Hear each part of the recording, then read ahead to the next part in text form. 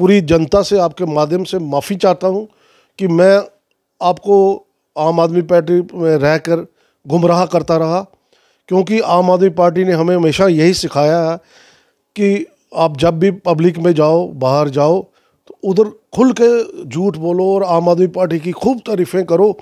और मैं इतना खुल के झूठ बोला, मैं जहाँ भी जाता था मैं कहता था वहाँ पर लोग ऐसे भीड़ उमड़ के आ रही है, हम गांव में जाते हैं, बॉर्डरों में जाते हैं, कहीं भी जाते हैं, लोग भाग भाग के हमें आते हैं। मतलब लोगों को हम इतना सफ़ेद झूठ बोलना सिखाया गया हमें कि लोग हम पे यकीन कर लें, यार ये बंदा आया। तो आज की खास मुलाकात में हमारे साथ मौजूद हैं राजेश गुप्ता जी। राजेश गुप्ता जी वही शख्स हैं जिन्होंने आम आदमी पार्टी में जो है लगभग 1 साल से ज़्यादा का समय जो है वो दिया है और हर प्रोटेस्ट में इन्होंने भाग लिया। काफ़ी सारे इनके इंटरव्यूज़ जो हैं वो वायरल भी हुए, गिरफ्तारियां भी इनके द्वारा दी गई, लेकिन इन्होंने आम आदमी पार्टी से जो है नाता तोड़ दिया है। इन्हीं से जानते हैं आखिर क्या कुछ कारण रहे और काफ़ी सारे अपशब्दों का भी इस्तेमाल जो है केजरीवाल जी के लिए किया। राजेश जी, स्वागत है आपका न्यूज़ 7 इंडिया में। एक्चुअली वो मेरे दिल में जो था गुबार था, क्योंकि हर आदमी जो प्यार का भूखा होता है, इज़्ज़त का भूखा होता है, और मैं सेल्फलेस सेवा की, जिस पार्टी में भी जाता हूँ सेल्फलेस काम करता हूँ, क्योंकि मुझे अपने देश के लिए, अपने जम्मू के लिए काम करने का एक शौक़ है। इन लोगों के लिए मैं कुछ करूँ ज़िंदगी में। तो वैसे तो मैंने इस प्लेटफॉर्म को अच्छा समझा था, क्योंकि हमने पहले बहुत तारीफ़ सुनी थी आम आदमी पार्टी की। थे कहाँ आज तक? अभी मैं अपने 1.5 महीने से मैं बच्चों के पास था, मेरे बच्चे बॉम्बे होते हैं। आपने रिज़ाइन भी वहीं से दे दिया? हाँ जी, क्योंकि इन्होंने मुझे कुछ किस काबिल नहीं समझा। मैं पोस्ट नहीं दी। पोस्ट की बात नहीं होती है, बात होती है रिस्पेक्ट की। मैं इन सभी में स्वाय हर्षदेव जी को छोड़ के, जहाँ टोनी मेरा साथी है पुराना, हर्षदेव जी भी मेरे पुराने दोस्त हैं, लेकिन उन दो तो बाद में आए, मेरे बाद आए, लेकिन उस वक्त अकेला मैं ही एक एक्सपीरियंस्ड पॉलिटिशियन था इनके पास, जिसके पास 38 इयर्स का पुराना तजर्बा था और एक्टिव पॉलिटिक्स में मैं रहा। बेशक मैंने काफ़ी पार्टियां चेंज की, लेकिन मेरा चेंज करने का मकसद यही होता था कि मैंने तो कब करनी है जम्मू वालों की, देश की सेवा। मुझे सिर्फ प्लेटफॉर्म चाहिए होता है, मुझे ये नहीं है कि ये पार्टी क्या है क्या नहीं। जब पार्टी के अंदर मुझे लगता है कि यहाँ कोई गड़बड़ है तो तब मैं पार्टी चेंज करता हूँ। क्योंकि अगर देखो सिंपल सी बात है, मुझे कोई इंटरेस्ट हो, मैंने पार्टी से कोई लेना हो, तो फिर मैं क्यों नहीं चमचागिरी करता। 32 साल मैंने कांग्रेस में दिए। रमन बल्ला मेरा बड़ा अच्छा दोस्त है, लेकिन उसको भी राजनीति मैंने आगे लाया बहुत। अब मैं क्या, वो पुरानी बातें छोड़ो, मेरा कहने का मतलब कि वो दौर भी हमने देखे हैं, लेकिन हमने कभी किसी की साइकोफेंसी नहीं की। अगर हम साइकोफेंसी करने वाले होते तो आज मैं भी मंत्री होता, लेकिन मेरी मतलब हमेशा सेल्फलेस रही है पहुंच। ये ऐसे लोग आपको बहुत कम मिलेंगे। हर कोई जो भी जाता है कोई मकसद लेके जाता है कि एमएलए बनना है, मिनिस्टर बनना है। हम जैसे कोई सेल्फलेस सेवा करने वाले हैं तो बताइए, तभी अंदर आग लगती है और गुबार निकलता है। मैं चाहता, अगर कुछ मैं थोड़ी सी मैनरिज्म है, लेकिन ठीक है, उस वक्त थोड़ी अनपार्लियामेंट्री लैंग्वेज मैंने यूज़ की, लेकिन क्योंकि केजरीवाल वो डिज़र्व करता है। अगर वो मेरे मुंह सामने भी आता तो मैं उसको बताता कि पहले नकली थप्पड़ तो अपने आप को मरवाता था ना, तो मैं उसको खुद थप्पड़ मारता, गुस्से मारता केजरीवाल को। और क्या है वो खुदा थोड़ा। आप जिनको अपना गुरु मानते हुए, गुरु मैंने कभी नहीं माना, मैं सिर्फ उसकी आइडियोलॉजी पे उसमें फंस गया था झांसे में, लेकिन वो आइडियोलॉजी भी उसकी गलत है, झूठ है। जो अब अंदर रह के हमें सिखाया जाता था ना, तो वो मुझे बड़ा हर्ट किया कि यार ये कैसे लोग हैं, लोगों को बेवकूफ़ बना रहे हैं और मैं भी इसका हिस्सा बन रहा हूँ। पिछले 1.5 महीने से तो आप छुट्टी पे थे, फिर आपको क्या छुट्टी सिखा मैं दिया? कोई तनख्वाह लेता था? I was not on their पे रोल। मैं कि कोई छुट्टी को मैं उनका मुताज हूँ क्या? ऐसा हुआ क्या? मतलब अपने फैमिली में थे, बच्चों में थे, वहाँ से आपने रिजाइन कर दिया? पहले आते, पूछते, बात करते? नहीं, क्या पूछना क्या था? मैं कोई बच्चा हूँ क्या? मैं अचानक से ऐसा क्या हो गया? क्या क्या कह दिया आपको उन्होंने? देखो, फिर आप कहेंगे कि आपको पोस्ट का, इन्होंने मुझे नीचा दिखाया। इन्होंने एक डिस्ट्रिक्ट प्रेसिडेंट, यंग लड़का है, उसको डिस्ट्रिक्ट प्रेसिडेंट बनाया, उसके नीचे 14 सेक्रेटरी बनाए, उसमें 13वां नंबर मेरा था। मतलब मैं पोस्ट तो मांगी नहीं थी, कम से कम मुझे कह देते गुप्ता साहब हम आपको सेक्रेटरी बना। इनको इतनी शर्म नहीं, इतने वाहियात लोग हैं ये कि एक मतलब आपके बाद लोग आए, उनको अच्छी पोस्टों पे बिठा दिया। आप पुराने थे, सीनियर थे, आपको पोस्ट उस तरह की नहीं मिली जिसके आप हकदार थे। यस, मैं एक जब ज्वाइन की थी एक नेशनल पार्टी का, मैं स्टेट हेड था, स्टेट प्रेसिडेंट छोड़ के, तब भी इन्होंने, मैं उस वक्त भी नहीं बोला, मैंने चुपचाप अपनी वाइस प्रेसिडेंट इन्होंने मुझे बना दिया और एक हिस्ट्री शीटर को बना दिया प्रेसिडेंट।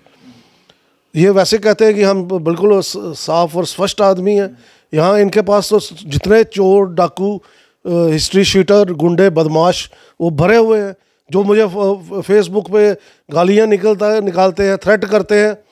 वो कौन है? वो आम आदमी पार्टी वाले लोग ऐसे होते हैं, गुंडे बदमाश होते हैं। ये सारे के सारे जितने भी हैं कैपिटलिस्ट हैं, इनका टारगेट यही होता है कि कौन पैसे वाला बंदा है उसको टारगेट करो। उनको पता है राजेश गुप्ता संत आदमी, साधु, इसके पास फ़कीर है, ये कोई पैसा नहीं, कुछ नहीं। तो राजेश जी, एक दिन मैंने आपका इंटरव्यू एक किया था, वैसे तो काफ़ी सारे किए हैं, लेकिन एक इंटरव्यू में आपने एक डायलॉग बोला था, वो भी खासकर हर्षदेव सिंह के लिए बोला था कि वो आम आदमी पार्टी के फिल्टर में पास नहीं हो रहे हैं। वो पास हो गए, आप फेल हो गए। नहीं, ये फ़िल्टर किस सेंस में कहा था? वो फ़िल्टर वही था, मैं तो पास था, क्योंकि सो कॉल्ड जो इनकी आइडियोलॉजी थी उसके लिए मैंने कहा था कि, लेकिन हमें बाद में पता चला, मैं पूरी जनता से आपके माध्यम से माफ़ी चाहता हूँ कि मैं आपको आम आदमी पार्टी में रहकर गुमराह करता रहा, क्योंकि आम आदमी पार्टी ने हमें हमेशा यही सिखाया है कि आप जब भी पब्लिक में जाओ, बाहर जाओ, तो उधर खुल के झूठ बोलो और आम आदमी पार्टी की खूब तारीफ़ें करो। और मैं इतना खुल के झूठ बोला, मैं जहाँ भी जाता था मैं कहता था वहाँ पर लोग ऐसे भीड़ उमड़ के आ रही है, हम गांव में जाते हैं, बॉर्डरों में जाते हैं, कहीं भी जाते हैं, लोग भाग भाग के हमें आते हैं। मतलब लोगों को हम इतना सफ़ेद झूठ बोलना सिखाया गया हमें कि लोग हम पे यकीन कर लें, यार ये बंदा आया है तो सच। को ट्रेनिंग सेशन किए जाते थे हैं? आम आदमी पार्टी दफ्तर में? अंदर मीटिंग होती थी खास बंदों की, उन्हें बताया जाता था, लाइन दी जाती थी कि खुद तो नहीं आते थे बोलने के लिए कि आप झूठ बोलो जाके। तो पार्टी किसकी थी? हेड तो वही है ना। आगे तो उनके जो चमचे हैं वो आके लाइन दे देते थे कि गुप्ता जी वहाँ जा रहे हो, फलाना साहब आप वहाँ जा रहे हो, फलाना जी आप वहाँ जा रहे हो, तो ये लाइन है। और साइमल्टेनियसली जो भी बंदा जहाँ भी जाएगा तो यही लाइन बोलेगा। तो केजरीवाल साहब का नाम तो ले लिया कि मतलब आप उनके साथ ऐसा करेंगे वैसा करेंगे, मतलब थप्पड़ तक आप अभी बोल रहे हैं कि मैं मारूंगा उनको अगर सामने आ जाते हैं तो। लेकिन जो लोग आपसे वो बातें, वो थप्पड़ खाने का बहुत शौक था ना। हाँ, वो खुद मरवाते थे अपने आप को थप्पड़ शुरू में सिंपैथी लेने के लिए। उनको रियल में मारेंगे उस वक्त मैं क्या मेरे सामने आ जाते, उस वक्त जब मैं गुबार निकला था उस वक्त मैंने कहा था गुस्से में। उन लोगों का नाम क्यों नहीं ले रहे हो जो लोग आपको ये कहते थे कि आप मार्केट में जाके झूठ बोलो, लोगों को धोखा दो? उन लोगों का नाम क्यों नहीं आप ले? यार हाथी के पाँव के नीचे सबका पाँव। मेन तो मेरे मुकाबले में तो वो भी नहीं है। केजरीवाल भी मेरे सामने बच्चा है, उम्र से भी मेरा छोटा है, और मेरे पॉलिटिकल एक्सपीरियंस भी अभी क्या जुम्मा 12 साल ही हुए हैं उसको, तो मैं 38 साल, मैं 3 गुना उससे आगे एक्सपीरियंस रखता हूँ। पीएम कैंडिडेट बनने जा रहे हैं वो। और पीएम कैंडिडेट बनने से क्या होता है आपको? मेरे पास थोड़ा सा सिस्टम आने दो तो मैं लोगों को इकट्ठे करके तो ऐसे कैंपेन शुरू करवा दूंगा, क्योंकि झूठ बोलना तो मैंने उससे सीख लिया है, तो थोड़ा और भी जारी रहेगा। नहीं, झूठ जारी नहीं रहेगा। मैं कहा उसकी जो मॉडस ऑपरेंडी वो बता रहा हूँ। तो हम सही तरीके से, सच के तरीके से लोग हमें पसंद करना शुरू कर। मेरी बात कंप्लीट नहीं हुई थी, आपने बीच में बोल दिया। मैं कभी भी झूठ का सहारा नहीं लेता। मैं एक खुली किताब हूँ, ट्रांसपेरेंसी में जीना मुझे अच्छा लगता है। मैं ना अपनी कभी पर्सनल लाइफ में नहीं छुपाता, मैं हर एक चीज़ ट्रांसपेरेंट रखता हूँ। मुझे कईयों ने उसमें कमेंट्स किए, ये शराब बोल के इसने गालियाँ दी, और मेरे में शराब पिए बगैर भी जरूरत है। I can call a spade. मैं किसी से डरता नहीं सिवाय भगवान के सिवाय, बस उस अल्लाह, उस वाहे गुरु, उस भगवान से। सच बोलने में तो वैसे भी डर नहीं होना चाहिए। हाँ, क्यों होना चाहिए? मैं बिल्कुल सच्चा और ईमानदार आदमी हूँ, और मैं नहीं डरता हूँ। मैं अपने मुंह तारीफ नहीं करना चाह मियाँ मिठू, मेरे जो जानने वाले हैं वो जानते हैं कि अभी भी इतने सारे नेता वहाँ पे काम कर रहे हैं, लगातार वो लोगों के बीच में जा रहे हैं, लोगों से वोट की भी मांग कर रहे हैं, लोगों से वादे भी कर रहे हैं आपको बिजली पानी फ्री दी जाएगी। लालची लोग हैं, लालची। उनको, कईयों को तो पावर का स्वाद पड़ चुका है, तो वो चाहते हैं कि शायद इधर से ही कुछ हमें ऐसा चक्कर बन जाएगा तो पावर मिल जाए। लेकिन आजकल के लोग बहुत समझदार हो गए हैं, वो अब रोटी को चोची कहना भूल गए हैं। पहले होते थे हमारे जम्मू के लोग भोले भाले, अब इतने भोले भी नहीं हैं, पढ़े लिखे लोग हैं, वो बहुत कुछ समझते हैं। और मुझसे भी बहुत आगे लोग हैं, समझदार हैं। मैं तो कुछ पासकू भी नहीं हूँ अपने जम्मू वालों के आगे, लेकिन कुछ हद तक जितनी मैं समझ रखता हूँ वो मैं वही लोगों को कहना चाहता हूँ कि आप भी थोड़ा जो है ना अपने दिमाग का इस्तेमाल कीजिए, क्योंकि ये भगवान ने शो पीस नहीं दिया है। आप पढ़े लिखे हो, समझदार हो, लोगों की बातों में क्यों होते हो? क्यों नहीं उस चीज़ को जज करते कि वाकई यार ये जो बंदा कह रहा है ठीक है या गलत है? आप इतने पुराने नेता, इतना एक्सपीरियंस आपको पार्टी के अंदर जाने के बाद 1-1.5 साल के बाद आपको पता चला पार्टी क्या है। लोग तो बेचारे बाहर अपने काम धंधे करते हैं, उनको कहाँ से एकदम से पता चलेगा कौन सी पार्टी हमारी वेलफेयर के लिए काम कर रही है? क्यों लोगों को पता नहीं है? लोग कहाँ, मैं आपकी बात कर रहा हूँ, आपको इतना एक्सपीरियंस है, पॉलिटिकल पार्टीज़ में आप रहे हैं, आपको इतना बड़ा एक्सपीरियंस है, आपको 1-1.5 साल लग गया पार्टी का जानने में कि पार्टी क्या है। तो आम जनता तो बाहर है बेचारी, वो तो अपना कोई दिहाड़ी लगा रहा है, कोई मजदूरी कर रहा है, कोई रेडी। बिल्कुल एक शशोपंज में पड़ गया था यार, कि मैं मतलब कई बारी अपने आप को चुटकी काटता था कि मैं सपना तो नहीं देख रहा हूँ, ये सच है, हकीकत है। कहाँ केजरीवाल के लिए ईमानदार की वो बताई जाती थी, और इतना सच्चा सुथरा इंसान, फ्री बिजली पानी, ये हाँ, ये भी हमें बोला जाता था कि आप हर जगह जाके फ्री बिजली पानी बोलना है। ये दिल्ली में तो दे रहे हैं ना? कहाँ दे रहे हैं? 200 यूनिट, और आपकी 201 यूनिट आएगी तो वो 201 के पैसे देने पड़ेंगे। ये नहीं कि 1 यूनिट ऊपर आया तो उसके, ये क्या मतलब है बेवकूफ़? 200 यूनिट किसके चलते हैं? एक गरीब से गरीब आदमी होगा तो उसका 200 यूनिट नहीं आता महीने का। तो ये तो एक बेवकूफ़ बना रहे हैं ना लोगों को। वो बहुत ही जो बेचारे क्या कहते हैं, जो एक तो होते हैं ना मिडिल क्लास से नीचे जो क्या होते हैं यार, वो कौन से क्लास कहते हैं उसको? हाँ, बिलो पॉवर्टी लाइन, BPL। वो BPL वालों को तो वैसे ही सब कुछ फ्री है, तो उनको कौन से 200 यूनिट या 300 यूनिट को फ़र्क पड़ता है? मिडिल क्लास को देते हैं, तो मिडिल क्लास के 200 यूनिट को नहीं हो सकता, पॉसिबल ही नहीं है। उनका बेचारों को ऊपर से जो अगर 400 यूनिट आया तो 400 यूनिट के पैसे देने हैं। आपको डर नहीं लगता कि आप इस तरह से मतलब सरेआम इस तरह से मतलब पार्टी की बरखिलाफ़ी कर रहे हैं, या ये कह रहे हैं कि वो झूठ बोलना सिखाते हैं आप पे, अगर डिफर्मेशन का केस कर देंगे फिर आप क्या करेंगे? सामना करेंगे उन चीज़ों का? क्यों, मैं बिल्कुल सच बोल रहा हूँ, क्यों नहीं करूँगा? वो बोलते ही झूठ थे। सबूतों के बिना तो आप नहीं ना बोल सकते। हाँ, सबूत के बिना नहीं ना बोल सकते। अब आपके पास कोई वीडियो एविडेंस हो, या कोई फोटोग्राफी हो, या कोई आप किसी शख्स के मतलब पर्टिकुलर बंदे का बोल रहे हैं कि वो बंदा बोल रहा है, आप तो पूरी पार्टी को बदनाम कर रहे हैं। तो अगर आप पे कोई केस हो जाता है या कुछ वो कर लेते हैं, डिफर्मेशन करते हैं, तो आप उसका सामना करेंगे? क्यों नहीं करूँगा? मैं पेश करूँगा ना सबूत, वो लोग सामने ला के खड़े करूँगा जो मेरे साथ थे, उन्होंने की भी यही बात होगी। तो अगर वहाँ पर 50 लोग गवाही देंगे तो वो भी झूठे होंगे। वो भी पार्टी में बने हुए हैं जो लोग गवाही देंगे। वो तो पता चलेगा जब मेरे पर डिफेमेशन का केस होगा। तो मैं तैयार हूँ, मैं नहीं डरता, किस बात का डरूँ?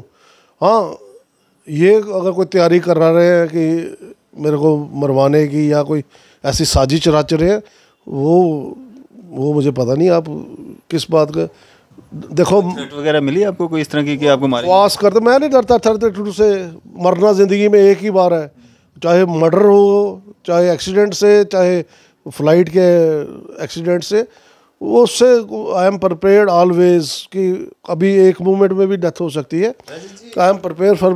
जितने भी लोग पॉलिटिकल पार्टीज से, चाहे आम आदमी पार्टी से, चाहे बाकी पार्टी से पार्टियां छोड़ रहे हैं किन्हीं भी कारणों से, वो सीधा भाजपा में रुख कर रहे हैं, तो आप भी भाजपा में जा रहे हैं क्या? नहीं, ऐसा कुछ नहीं है। मैं भाजपा का भी स्वाद चखा आया हूँ आज से। अच्छा, पहले चख के आ गए। हाँ, वहाँ पर एक्चुअली यही बात है ना, मेरे में पता नहीं क्या ऐसी चीज़ है कि लोग मुझे पसंद नहीं करते। ना तो कोई मेरी शक्ल सूरत अच्छी है, ना मुझे बात करनी आती है, ना मैं लोगों को कन्विंस कर सकता हूँ, ना मुझे राजनीति की कोई आती है। तो उन्होंने ऐसे डम्ब बंदे को क्या करना रख के अपने पास। उनको वही चाहिए जो उनकी जी हजूरी करे, उनका साइकोफेंसी करे। राजेश गुप्ता मर जाएगा लेकिन किसी की चमचागिरी नहीं करेगा। मैं 4 साल वहाँ रहा था, 2014 में ज्वाइन की थी, 18 में छोड़ी थी।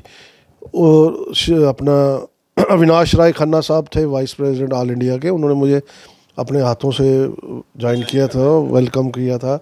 और सुनील सेठी साहब भी तब वहीं थे, और भी काफ़ी, राजेश गुप्ता बेचारे डेथ हो गई उनकी, वो भी वहाँ थे। फिर मेरी ड्यूटी भी उस वक्त इलेक्शन थी, राजेश गुप्ता जी के साथ ही लगी थी। तो बड़े अच्छे मेरे दोस्त भी थे, भाई थे छोटे। उनके इसमें जम्मू ईस्ट में मैं एक उनका विनिंग टूल बना था, क्योंकि मैं भी जम्मू ईस्ट से इलेक्शन लड़ चुका था। तो उनको काफ़ी मैंने जिताने में मदद की थी, हर वक्त उनके साथ था मैं पूरी कैंपेन में। तो कुछ लोगों ने मुझे वहाँ पर रिकग्नाइज़ ही नहीं किया, जैसे हमारे रविंदर रैना जी, उन्होंने कहा था राजेश गुप्ता कौन, किसी पत्रकार ने पूछा, तो मैंने कहा जी उन्होंने कहा कि मैं तो जानता नहीं। हालांकि जब उन्होंने ज्वाइन किया था मैं उनके साथ था। फिर मैंने उनको कुछ बोला था उल्टा सीधा, तो मेरा केजरीवाल शो का नोटिस निकाला था।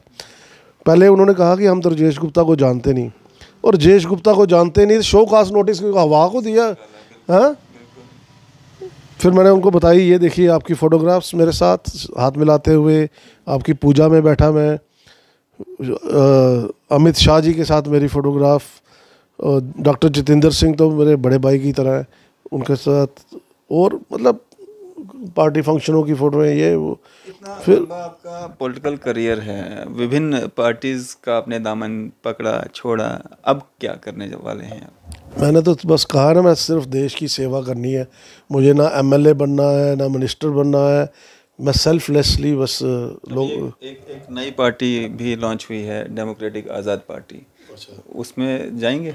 आज़ाद साहब मेरे बड़े भाई हैं, उनके साथ मेरी बड़ी पुरानी, मतलब जब से मैं पॉलिटिक्स में हूँ उन्हीं के आशीर्वाद से रहा मैं आगे। उनके बोतल में पुरानी शराब वाला काम हो गया ना?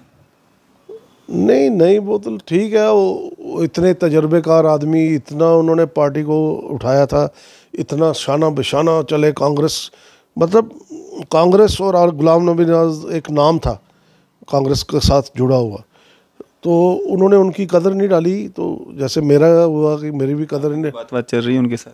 नहीं, बात तो वैसे होती रहती है उनसे। मैंने मुबारकबाद दी थी जब उन्होंने पार्टी अपनी लॉन्च की थी। ज्वाइन करेंगे उनको? नहीं, अभी मेरा तो मकसद वही है, सेवा करना। वो भी तो सेवा करने ही आए हैं ना जम्मू कश्मीर की? हाँ जी। साथ नहीं देंगे उनका? नहीं, साथ अगर अभी तो उन्होंने मुझे बुलाया नहीं है, अगर बुलाएंगे फिर मैं उनसे बातचीत करूँगा। तो अगर ऐसा कुछ हुआ, अभी तक तो मेरे दिल में ऐसा कुछ नहीं है। तो डैंग साहब वैसे मशहूर है बंदे को बातों में ला के घुमा फिरा के फंसाने की।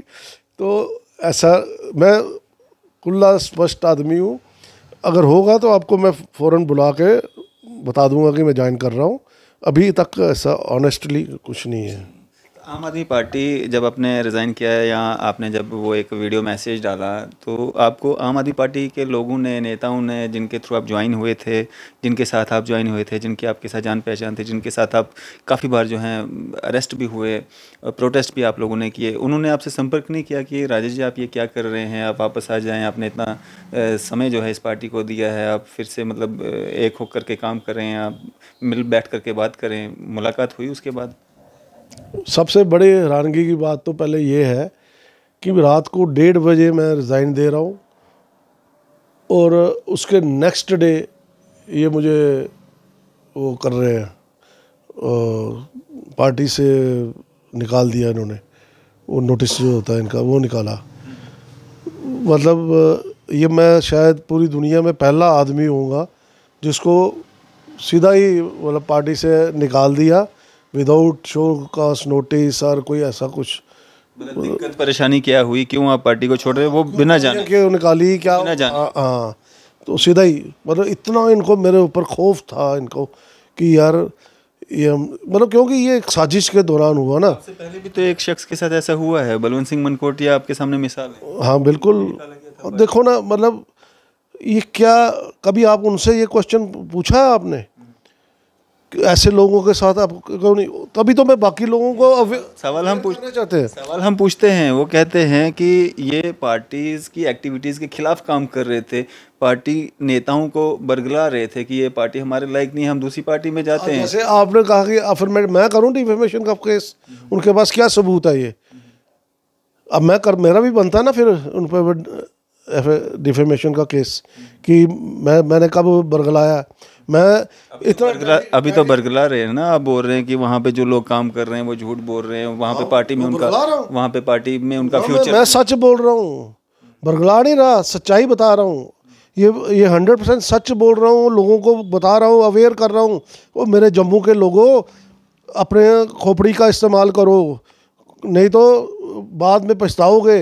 ये बाहर अगर मनकोटिया साहब की बात को समझ लो, मैंने तो बागड़िया लफ्ज़ यूज़ नहीं किया, उन्होंने तो कहा कि बागड़ी आगे साढ़े ऊपर बही है ना। तो ये बात तो सही है। मतलब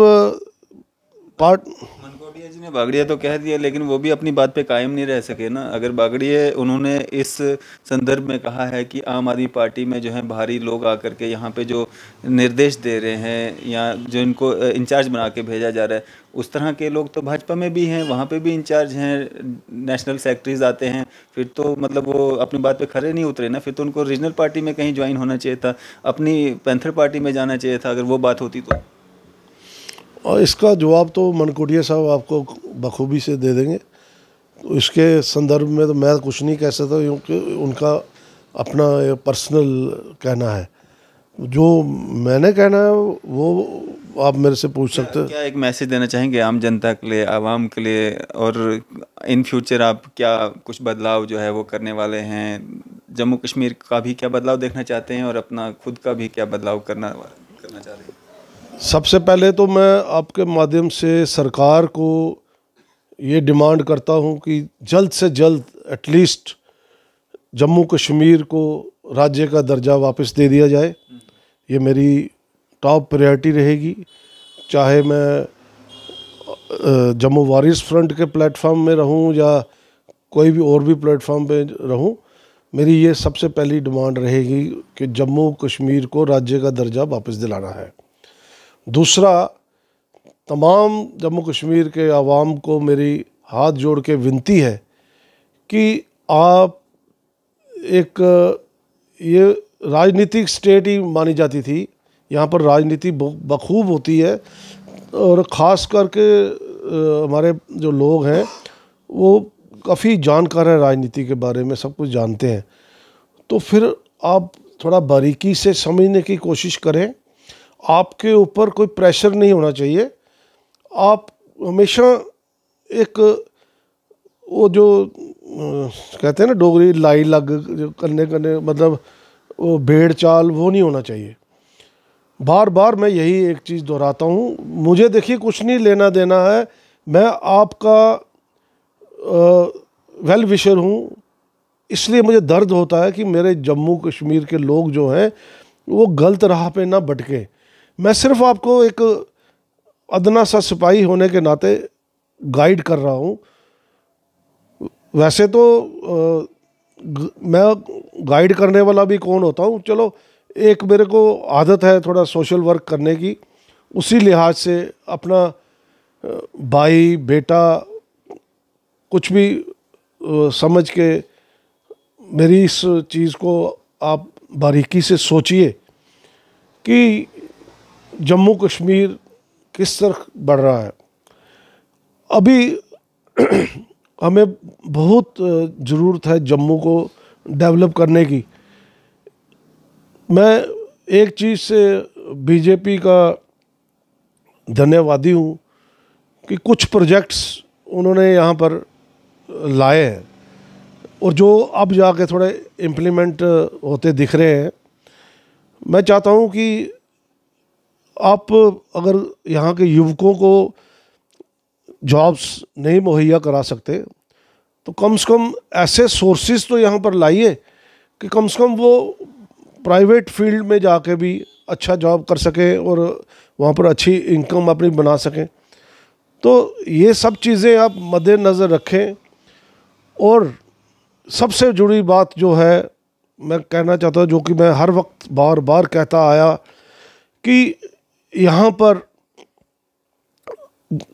कोई ट्रैफिक की सुध नहीं लेता है। यहाँ पर आए दिन इतने एक्सीडेंट होते हैं और लोग कीड़े मकोड़ों की तरह मरते हैं। बाकी मैं अमेरिका में गया और फॉरेन कंट्री में आधा वर्ल्ड मैंने देखा है, वहाँ ह्यूमन वैल्यूज़ को बहुत ज़्यादा तरजीह दी जाती है। यहाँ ह्यूमन वैल्यू के नाम पर 1% भी कोई फ़र्क नहीं पड़ता किसी को। और ख़ासकर डोडा बेल्ट में आए दिन इतने एक्सीडेंट होते हैं। मैं ये चीज़ कोई 50-100 बार दोहरा चुका हूँ और इस इशू पे मैंने कई बार एलजी साहब का रेजिग्नेशन भी मांगा है कि आप इसको वो मॉरल रिस्पॉन्सिबिलिटी लेते हुए ऑन करो कि ये एक्सीडेंट मेरी वजह से हुआ कि मैं यहाँ पर ट्रैफिक कंट्रोल नहीं कर सका। जैसे मुझे याद है एक बार प्रधानमंत्री लाल बहादुर शास्त्री जी, ट्रेन का एक्सीडेंट हुआ था तो ये काफ़ी यात्रियों की मृत्यु हो गई थी, तो उन्होंने वो रेल मंत्री थे, उन्होंने अपने पद से इस्तीफ़ा दे दिया था और रिस्पॉन्सिबिलिटी ऑन करते हुए कि मैं इस पद पे नहीं रह सकता। तो आप प्लीज़ इस चीज़ को टॉप प्रायोरिटी दीजिए। ह्यूमन वैल्यूज़ के बारे में सोचिए और लोगों को इतनी अवेयर, अगर पॉलिटिक्स के बारे में जैसे कोई मोदी जी एक काम करते हैं तो सारे अखबारों में बड़े बड़े इश्तिहार आ जाते हैं फ्रंट पेज पे। क्या आपको ये नहीं आता कि लोगों को रोज़ वहाँ पर अवेयर करो, इश्तिहार दो, टीवी में दो, सोशल मीडिया में दो कि आप ट्रैफिक कंट्रोल कीजिए, अपने स्पीड पे कंट्रोल कीजिए, हॉकिंग नहीं कीजिए। ये सब चीज़ें बहुत ज़रूरी हैं हमारी लाइफ के लिए भी, इन्वायरमेंट के लिए भी। तो सबसे पहले टॉप प्रायोरिटी ये होनी चाहिए। अगर आप पिछले 10 साल का रिकॉर्ड देखें, जितने एक्सीडेंट में मौतें नहीं हुई, जितनी मिलिटेंटों ने बंदे नहीं मारे, जितने एक्सीडेंट में हमें यहाँ पर जम्मू कश्मीर के लोगों के हाथ धोना पड़ा है।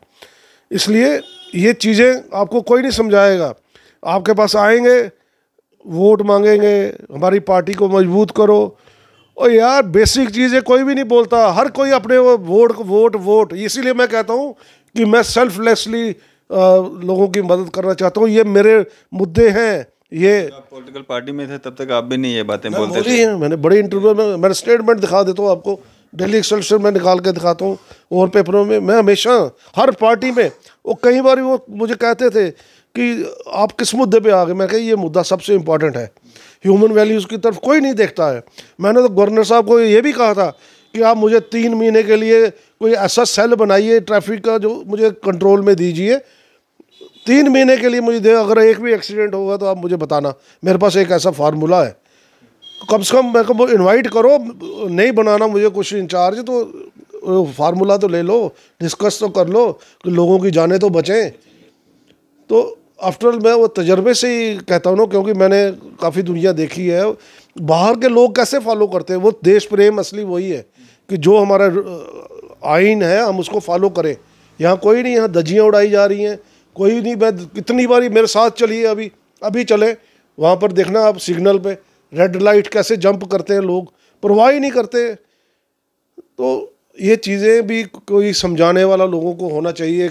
हर स्कूल में, हर कॉलेज में ये एक वहाँ पर लेक्चर होना चाहिए इसके बारे में, ट्रैफिक के बारे में, लोगों बच्चों को। यहाँ पर आधी जनता को तो मैंने देखता हूँ, पढ़े लिखे युवतियों को जब रोड क्रॉस कर रहे होते हो, ज़िब्रा क्रॉसिंग को उनको पता ही नहीं है कि यह ज़िब्रा क्रॉसिंग है या ब्लैक एंड वाइट है, ये क्या है। वो भी अवेयरनेस ट्रैफिक वालों को भी करवानी चाहिए। और मैं कहता हूँ जो सिग्नल जंपिंग है वो सबसे बड़ा ऑफेंस है, वहाँ पर तो गाड़ी सीज कर देनी चाहिए, चाहे कोई भी हो। लोगों में पेशेंस ही नहीं है ना। शुक्रिया हमारे साथ बातचीत करने के लिए। बहुत बहुत शुक्रिया डैंग साहब, आपने अपना इतना कीमती टाइम निकाला और काफ़ी लंबा मेरा इंटरव्यू लिया। तो ये थे हमारे साथ राजेश गुप्ता जी। आपकी इस सब पे क्या राय है? आप भी अपनी राय जो है ज़रूर साझा कीजिएगा। इसी तरह की मज़ीद अपडेट्स के लिए आप देखते रहे न्यूज़ सर इंडिया। मैं अरफाज अहमद डैंग, कैमरामैन शाहनवाज के साथ।